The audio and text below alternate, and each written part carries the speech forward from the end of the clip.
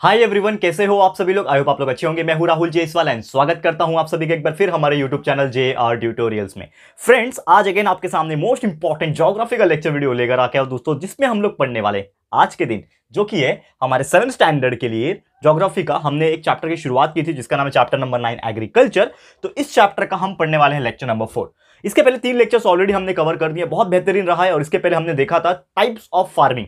Types of farming क्या था? 2 type के फार्मिंग हमने डिस्कस किए थे। एक था आपका जो कि सब्सिस्टेंस फार्मिंग था, जो नॉर्मली अपने फायदे के लिए हम लोग खेती करते हैं, अपने घर चलाने के लिए खेती करते हैं, उसको सब्सिस्टेंस फार्मिंग कहते हैं। उसमें 2 टाइप थे, वो भी हमने देखे थे। एंड आज हम डिस्कस करेंगे कमर्शियल फार्मिंग, यानी कि किस प्रकार अगर हम मुनाफा कमाने के लिए, पैसे कमाने के लिए अगर फार्मिंग कर रहे हैं तो उसको कमर्शियल फार्मिंग कहा जाता है। और उसके कई सारे प्रकार है, ये हम लोग आज के इस वीडियो में डिस्कस करेंगे। वीडियो को एंड तक देख लेना, आपको समझ में आ जाएगा। ठीक है दोस्तों। साथ ही में दोस्तों आप लोगों को मैं एक चीज बता दूं कि हमारा टेलीग्राम चैनल हमने लॉन्च कर दिया है, बहुत पहले से ही जानते हो आप लोग। तो आप लोग टेलीग्राम हमारे ग्रुप को ज्वाइन कर लो। आपको कुछ नहीं करना है, टेलीग्राम का एक ऐप आता है, आप उसको डाउनलोड कर लो एंड उसमें आप अपना अकाउंट बना लो। बस मोबाइल नंबर डालना होता है, कुछ नहीं। और फ्री ऑफ कॉस्ट होता है, जिससे आपको फायदा ये होगा कि हम लोग बहुत सारे पीडीएफ के फॉर्म में क्वेश्चंस, इंपॉर्टेंट क्वेश्चंस, कुछ नोट्स, जो भी चीजें फ्री ऑफ कॉस्ट आपको यहां इस चैनल के ऊपर अपलोड कर रहे हैं। क्योंकि वो यूट्यूब पे हम लोग डाल नहीं सकते ना, पीडीएफ का ऑप्शन नहीं आता उसमें, तो इसके लिए हम टेलीग्राम पे डाल रहे हैं। तो आप लोग से रिक्वेस्ट ये है, फटाफट से टेलीग्राम को ज्वाइन कर लो। और हमारा जो लिंक जो है डिस्क्रिप्शन बॉक्स में है ना,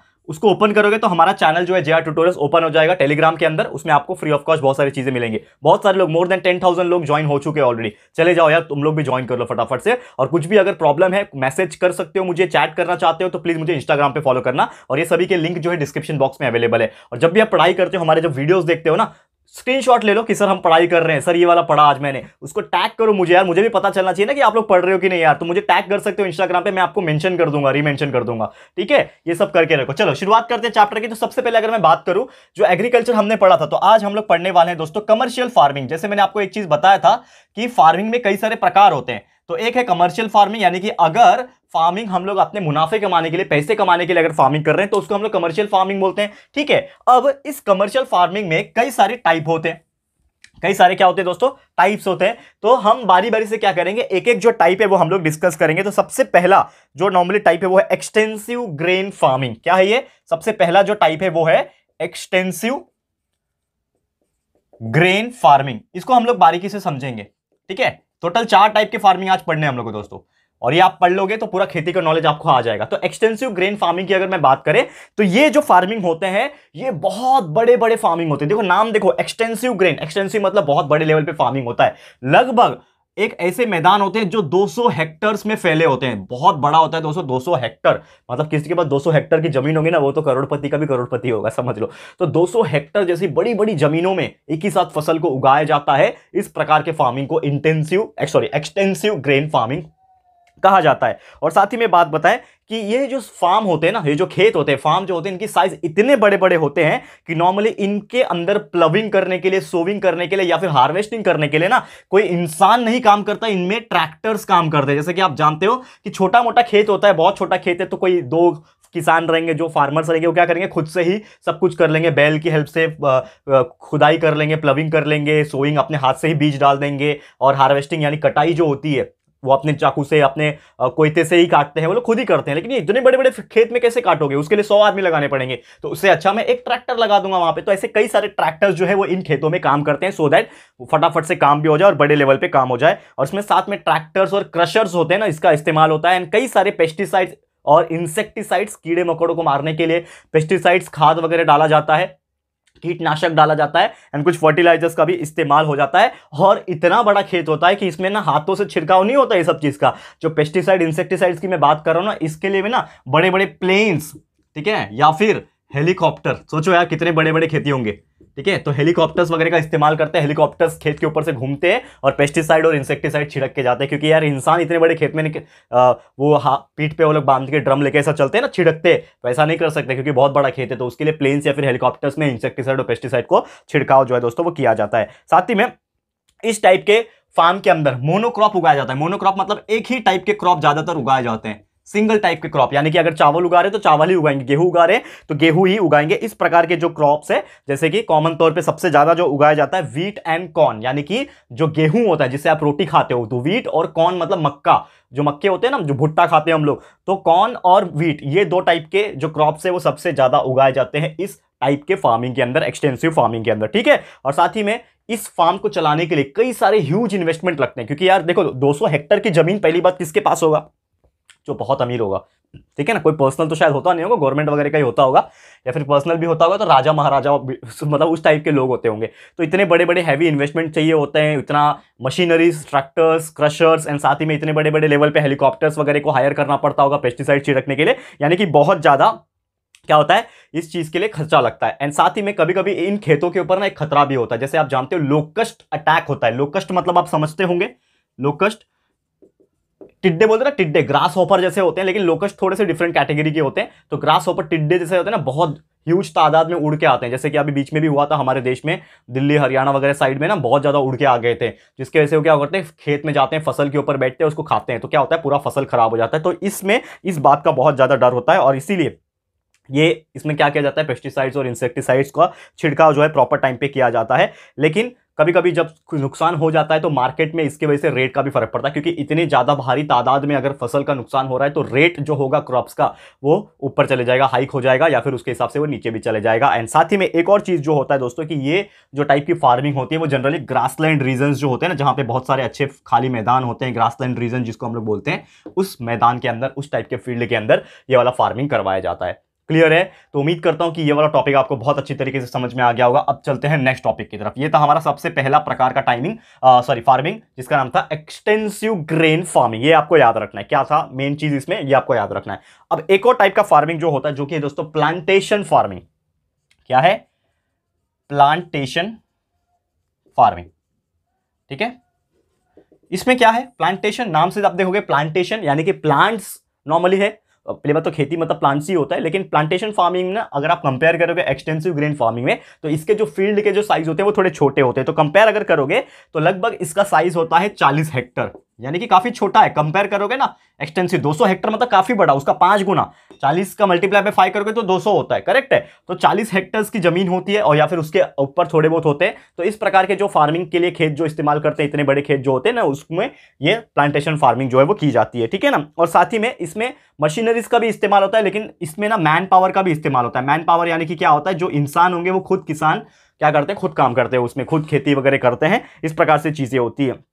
और इसमें जो है ना, ये टाइप की जो फार्मिंग्स होते हैं ना, इसमें कई सारे अलग अलग टाइप के जो क्रॉप्स है उसको उगाया जा सकता है, प्लांटेशंस में किया जा सकता है। जैसे कि ना ये टाइप का एग्रीकल्चर सबसे ज्यादा इंडिया में किया जाता है। बाकी जो दूसरी साउथ एशियन जो कंट्रीज है, जैसे कि एग्जांपल के तौर पे अफ्रीका हो गया, साउथ हो गया, यानी कि हमारा इंडिया की साउथ की तरफ आप चले जाओ थोड़ा सा, तो आपको कुछ कंट्रीज मिलेंगी, Africa, south and south central America, इस प्रकार की कंट्रीज के अंदर ये टाइप के जो प्रैक्टिस है क्रॉप से उसको किया जाता है। और जनरली इसमें क्रॉप्स कौन से उगाए जाते हैं, देखो प्लांटेशन फार्मिंग में क्रॉप्स देखो बहुत अलग टाइप के क्रॉप्स है, जैसे कि चाय, ठीक है ना, टी, आपको पता है टी, इसमें क्या था, इसमें था आपका वीट था, ठीक है ना, गेहूं था, इसमें ये कॉर्न बोलते हैं ना, मक्का, इस प्रकार के क्रॉप्स थे। उसमें वैसे चाय है, कॉफी है, ठीक है ना, कॉफी, रबर, देखो इस प्रकार के विभिन्न प्रकार के, देखो नॉर्मल एक्सटेंसिव ग्रेन फार्मिंग में जो खाने वाले क्रॉप्स है उसको उगाए जा रहे हैं, इसमें जो नॉर्मल कंजम्पशंस वाले क्रॉप है वो उगाए जा रहे हैं, और ये सब बेच के फायदा होता है ना, इसीलिए तो ये पूरा का नाम क्या है, कमर्शियल फार्मिंग। ये सबको बेचते हैं, फायदा होता है, तो इसके लिए इसका नाम क्या है, कमर्शियल फार्मिंग है। तो चाय हो गया, कॉफी हो गया, कोकोनट, देखो नारियल, कोकोनट कितना अच्छा बिकता है, एक एक कोकोनट 40 से 50 रुपए का बिकता है दोस्तों। तो कोकोनट हो गया, कोकोआ हो गया, जिससे वो चॉकलेट बनाया जाता है ना, कोकोआ पाउडर, चॉकलेट जैसा छोटा छोटा एक पीस होता है, उसको मशीनरीज में डाल के क्रश करके उससे कॉफी भी बनता है, उससे चॉकलेट्स भी, डार्क चॉकलेट्स बनते हैं। तो इस प्रकार से चीजें जो है वो इसमें उगाए जाते हैं। और साथ में मसाले, स्पाइसेस जो होते हैं ना, मसाले, वो भी प्लांटेशन फार्मिंग में ही उगाए जाते हैं। क्लियर है? तो उम्मीद करता हूं कि ये चीज आपको समझ में आ गया होगा। तो ये था हमारा प्लांटेशन फार्मिंग, बहुत सिंपल, आपको याद रखने के लिए भी आसान, 40 हेक्टर में होता है, मैन पावर की जरूरत होती है, और इस प्रकार के क्रॉप्स जो है वो उगाए जाते हैं प्लांटेशन फार्मिंग के अंदर। एक और टाइप का जो फार्मिंग है दोस्तों, जिसका नाम है दोस्तों यहाँ पे मार्केट गार्डनिंग। अब ये होता क्या है, देखो नाम से तो गार्डन लग रहा है, ठीक है ना, मार्केट गार्डनिंग। अब इसमें एक चीज आपको समझना पड़ेगा कि मार्केट गार्डनिंग मतलब ऐसा चीज होता है कि यहां पे जो मार्केट्स में जो चीजें जल्दी आसानी से मिल जाती है, उस प्रकार के गार्डनिंग किया जाता है, यानी फार्मिंग ही है। गार्डनिंग मतलब क्या होता है, एक तरीके से फार्मिंग है, लेकिन इसमें ना जमीन काफी छोटे छोटे होते हैं। लोग क्या करते हैं, मॉडर्न जगह पे, जैसे कि आप शहर में रहते हो तो शहर में भी जो चीजें उगाई जाती है छोटी छोटी जगहों पे, वो इस प्रकार की गार्डनिंग करते हैं, यानी कि मार्केट गार्डनिंग करते हैं। जैसे इसमें अर्बन एरियाज में खासकर आप देखोगे तो छोटे छोटे किसान होते हैं। जैसे गांव साइड आप जाओगे तो बड़े बड़े किसान, आपको बड़ी बड़ी खेत होती है उनकी वैसा देखने मिलेंगे। लेकिन आप थोड़े शहर वाले इलाके में आओगे तो कहीं शहर के आसपास आपको किसान देखने मिलेंगे, लेकिन उनकी जमीन काफी बड़ी नहीं होती, छोटी छोटी जमीन होती है और वो लोग उसमें अलग अलग टाइप के क्रॉप्स को उगाते हैं। तो उस टाइप के फार्मिंग को हम लोग क्या बोलेंगे, मार्केट गार्डनिंग बोलेंगे। जैसे कि फार्मर्स जो होते हैं वो क्या उगाते हैं, ज्यादातर फार्मर्स उगाते हैं दोस्तों वेजिटेबल्स, ठीक है ना, क्योंकि ये डेली टू डेली यूज हो जाएगा, ठीक है ना। वेजिटेबल्स उगाया जाता है, फ्रूट्स उगाया जाता है, एंड ऐसे नेसेसरी वाले जो भी क्रॉप्स होते हैं वो यहां पे उगाया जाता है, क्योंकि ये डिमांड के ऊपर चलता है। जैसे कि आपके शहर में आपको सब्जी की जरूरत है, क्योंकि डेली लोग सब्जी खाते ही होंगे, चाहे कितने भी नॉन वेजिटेरियन क्यों ना हो, सब्जी हर कोई खाता है, हर दिन में एक टाइम तो सब्जी खाता ही होगा। ये मैं आप लोग से भी पूछता हूं, आपके घर में सब्जी बनती है कि नहीं? मेरे घर में भी सब्जी डेली बनती है, तो आपके घर में भी वेजिटेबल्स जो है वो बनती होगी। तो वेजिटेबल्स का डिमांड जो होता है वो हमेशा हाई होता है, ठीक है ना। तो इसीलिए कुछ फार्मर्स ऐसे होते हैं जो अर्बन एरियाज के आसपास सिचुएटेड जो होते हैं ना, वो अर्बन एरियाज की डिमांड को फुलफिल करने के लिए इस टाइप के वेजिटेबल्स को उगाते हैं, एंड इसीलिए इसको मार्केट गार्डनिंग कहा जाता है। मार्केट के हिसाब से वो चलते हैं, क्लियर है। और ये काफी ज्यादा डिमांड एंड सप्लाई पे इनका फोकस होता है, मेन इकोनॉमिक्स को रन करते हैं वो, अर्बन इकोनॉमिक्स को ये रन करते हैं डिमांड एंड सप्लाई के हिसाब से। जैसा डिमांड आ रहा है उसको वैसा वो सप्लाई करेंगे। और इसमें ज्यादातर क्या होता है ना कि ये छोटी छोटी जमीनें होती है, छोटी छोटी खेत होती है, तो इसमें फसल जो उगाते हैं उसके लिए वो लोग इरिगेशन टेक्निक का इस्तेमाल करते हैं। क्या होता है इरिगेशन? पानी का सप्लाई करना, फिर साथ में केमिकल फर्टिलाइजर्स जो होते हैं ना, इसका वो लोग इस्तेमाल करते हैं। फर्टिलाइजर्स, खाद जिसको बोलते हैं, केमिकल से बना हुआ खाद, ठीक है ना। फर्टिलाइजर्स आपको पता होगा फर्टिलाइजर्स क्या होता है, तो फर्टिलाइजर्स का इस्तेमाल करते हैं, खाद का इस्तेमाल करते हैं, ताकि प्रोडक्शन काफी ज्यादा अच्छा हो जाए। और इसमें कोई मशीनरीज का ज्यादा इस्तेमाल नहीं होता है, मैन पावर, यानी कि इंसान खुद, किसान खुद जाके वो सब काम करता है, इसीलिए मैन पावर वगैरह का ज्यादा इसमें डिमांड हो जाता है, ठीक है। और इसीलिए ये टाइप के फार्मिंग को ट्रक फार्मिंग भी कहा जाता है, क्योंकि यार इसमें खुद इंसान काम कर रहा है, साथ ही में इसको ट्रांसपोर्ट के लिए भी भेजा जाता है। जैसे कुछ वेजिटेबल्स उगा, तुरंत वेजिटेबल्स उगा के सप्लाई कर, जैसे नासिक वगैरह आप जाओगे, जैसे हमारे इधर जहाँ पे मैं रहता हूँ वहाँ पे ना रोज सुबह सुबह ना एक ट्रक भर के ना सप्लाई आता है। जैसे आप जानते होंगे जो मार्केट्स होते हैं ना, रोज सुबह सुबह मेन मार्केट में जाना 6-7 बजे के आसपास करीबन, आपको रोज एक ट्रक दिखेगा जिसमें सब्जी भर भर के ट्रक्स लेके आते हैं। और जो छोटे छोटे दुकानदार जो होते हैं सब्जी वाले, वो उससे सब्जी लेते हैं एक ही बार और फिर वो अपने दुकान में रखते हैं और उसको फिर बेचते हैं। तो ये जो चीजें होती हैं वो क्या करते हैं, वो कहाँ से आ रही होती है, वो एक एक जगह से आ रही होती है। जैसे कि एग्जाम्पल के तौर पर मैंने नासिक का एग्जाम्पल लिया, तो जैसे आप में से भी शायद कई सारे ऐसे लोग होंगे जो नासिक से बिलोंग करते हैं। तो हमारे इधर जो बहुत सारे ट्रक्स आते हैं, मैंने एक बार इंक्वायरी की थी, ऐसे ही पूछा था, तो नासिक से भर भर के वेजिटेबल्स, पालक वगैरह हो गया, बाकी सब्जी हो गई, ठीक है ना, भर भर के आते हैं और यहाँ पे खाली होते हैं। तो वो ट्रांसपोर्ट में भी ट्रक के हेल्प से आते हैं। That's why it is called as, also called as the truck farming. इसको क्या बोलते हैं दोस्तों? ट्रक फार्मिंग के नाम से भी जाना जाता है। Market gardening is also called as truck farming. ये चीज आपको याद रखना है, क्लियर है। तो उम्मीद करता हूं कि ये चीज आपको समझ में आ गया होगा। एंड चलते हैं हमारे आज के आखिरी टॉपिक, आखिरी टाइप के फार्मिंग की, जिसको हम लोग बोलते हैं हॉर्टिकल्चर। क्या बोलते हैं दोस्तों? हॉर्टिकल्चर, या फिर एक और चीज है जिसको हम लोग बोलेंगे फ्लोरिकल्चर।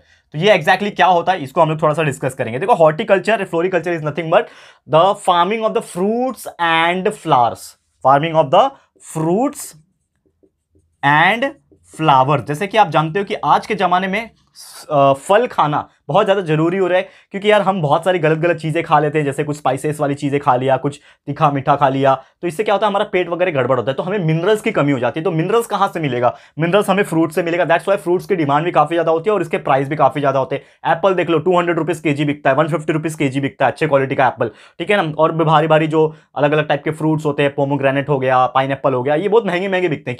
क्यों महंगे बिकते हैं? आपको तो ये बोलना चाहिए कि सर कोई खाता ही नहीं है फ्रूट्स। अरे खाने वाले खाते हैं, जूसेस बिकते हैं, इसके बहुत महंगे फल बिकते हैं। तो उसको प्रोड्यूस करना भी एक वन ऑफ द फार्मिंग है। इसको बहुत सारे किसान जो ऐसे होते हैं जो सिर्फ और सिर्फ ये फ्रूट्स को ही प्रोड्यूस करते हैं, तो उनका डिमांड बढ़ता है। साथ ही में आज के डेट में फ्लावर्स का कितना डिमांड है। फ्लावर्स जो होते हैं ना, रंग बिरंगे फूल, शादी का फंक्शन हो, बर्थडे फंक्शन हो, या फिर किसी चीज का भी फंक्शन हो, और अभी तो एक नया चीज आने वाला है वैलेंटाइन, उसमें भी गुलाब देंगे ना ठीक है। तो फूल का खेती करते हैं लोग इसीलिए, क्योंकि क्या होता है कि इसका डिमांड कई सारे जगह पे, और ना सिर्फ पर्सनल लेवल पे, एक कमर्शियल लेवल पे भी इंपॉर्टेंस ज़्यादा है। कहीं पे भी आप जाओ, जैसे जब फेस्टिवल्स का टाइम आता है तो बहुत सारे वो जो फूल होता है ना, मैरीगोल्ड फूल होता है, गंधे का फूल जिसको बोलते हैं हम लोग, ठीक है ना। तो वो वाला फूल काफी ज्यादा डिमांड में आज जिसका तोरण बनाया जाता है, और ये अलग अलग प्रकार के फूल जो है इसका डिमांड किया जाता है, और फार्मर्स जो होते हैं वो उसके हिसाब से चीजें प्रोड्यूस करते हैं। तो उसके लिए भी प्रोड्यूस करने के लिए उनके जो खेत होते हैं उसमें वो लोग केमिकल फर्टिलाइजर्स का या फिर इरिगेशन टेक्निक का इस्तेमाल करते हैं, जिसके हेल्प से वो फटाफट से चीजें उगाते हैं। जैसे कुछ फ्रूट्स का एग्जांपल यहाँ पे है, एक्सोटिक फ्रूट जैसे मैंगो हो गया, कस्टर्ड एप्पल्स है, ग्रेप्स है, बनाना है, पोमग्रेनेट्स है, ड्रैगन फ्रूट बहुत टेस्टी लगता है, खा के देखने का भी मार्केट में मिलेगा। तो ड्रैगन फ्रूट, स्ट्रॉबेरीज है, ऑरेंजेस है, मलबेरीज है। तो इस प्रकार से कई सारी चीजें जो है अलग अलग प्लेसेस जैसे महाबलेश्वर, पंचगनी, पुणे, नागपुर, जलगांव, नासिक का तो मैंने एग्जांपल दे ही दिया। तो इस प्रकार के ऐसे कई सारे शहरों के अंदर इस प्रकार के फ्रूट्स एंड फ्लावर्स को फार्मिंग किया जाता है और उसको अलग अलग लेवल पे सप्लाई किया जाता है to fulfil the demand of that particular person. Clear है? तो उम्मीद करता हूं कि यह चीज आपको बहुत ही बेहतरीन तरीके से समझ में आ गया होगा। एंड यही था दोस्तों हमारा आज का टॉपिक, जिसमें हमने आपको एक्सप्लेन कर दिया कि कमर्शियल फार्मिंग क्या होता है, एक्सटेंसिव फार्मिंग, उसके type, plantation farming, market farming and horticulture या फिर फ्लोरिकल्चर, ये क्या होते हैं, किस प्रकार के क्रॉप्स उगाए जाते हैं, कैसे प्रोसेस होता है, ये सभी चीज मैंने एक्सप्लेन कर दिया और उम्मीद करता हूं कि आपको बहुत अच्छी तरीके से समझ में भी आ गया होगा। तो इसी के साथ आज का वीडियो ये स्टॉप करता हूं मैं, एंड आगे का जो भी पार्ट्स होगा वो हम अगले लेक्चर में, यानी कि अगला लेक्चर एक और आ जाएगा, लेक्चर नंबर 5 में हम लोग एक्सप्लेन करेंगे। ठीक है? तो आप लोग बस बने रहना हमारे साथ, प्यार दिखाते रहना। तो वीडियो आपको कैसा लगा है प्लीज हमें कमेंट करना। वीडियो पसंद आया है, अच्छा लगा है दोस्तों, तो प्लीज वीडियो को लाइक कर देना, शेयर जरूर से कर देना, अपने सारे फ्रेंड्स एंड रिलेटिव्स के साथ शेयर करो, अपने दोस्तों को बताओ कितना बेहतरीन लेक्चर था ये। फर्स्ट टाइम चैनल पे आओ, जरूर से हमारे चैनल को सब्सक्राइब कर देना, साथ ही में एक बेल आइकन होता है उसको प्रेस कर देना, ताकि फ्यूचर में हम कभी भी कोई भी वीडियोस को अपलोड करेंगे तो आप लोग को नोटिफिकेशन मिलती रहेगी। ठीक है फ्रेंड्स? तो मिलते हैं हमारे अगले वीडियो में। ये वीडियो देखने के लिए thank you and good bye.